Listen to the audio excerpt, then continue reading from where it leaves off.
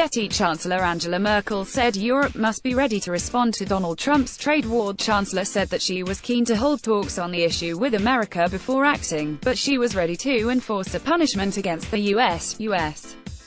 President Donald Trump set import tariffs on Thursday of 25% on steel and 10% on aluminium, to come into force in 15 days, though Washington opened the way to some exemptions the following day after pressure from allies.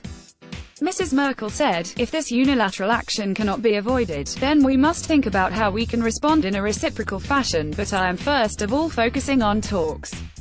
And there will be plenty of opportunities for them." The president announced last week that the United States would impose heavy tariffs on imported steel and aluminium, with some countries potentially exempted. Amid fears of a global trade war, the European Union is among those seeking exemptions. Over the weekend, Mr. Trump argued that the US has been abused economically by the EU, saying they were wonderful countries who treat the US very badly on trade. The EU urged Mr. Trump not to head down a dead-end road of protectionism and warned of a damaging trade war over his new steel and aluminium tariffs. At talks in Brussels, economy ministers underlined that the EU supports free and open trade, but that its 28 countries will respond if they're targeted by the US tariffs, which are set to enter force next week. Angela Merkel looks set to rally the heads of the European Union like Jean-Claude Juncker to fight Mr. Trump said. His Commerce Secretary will be talking to the European Union about the tariffs that are unfair to America. Mr. Trump wrote on Twitter. Secretary of Commerce Wilbur Ross will be speaking with representatives of "not fair to our farmers and manufacturers." Mrs. Merkel's concerns over a trade war are echoed by French Economy Minister Bruno Le Maire. He said, "We are worried about the possibility of having a trade war between the United States and the EU because we believe that there will be only losers.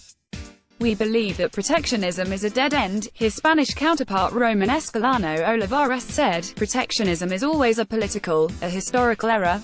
Bruno Le Maire said he was worried about a trade war between the US and EU. Mr. Trump has temporarily exempted big steel producers Canada and Mexico from the tariffs provided they agree to renegotiate a North American trade deal to his satisfaction.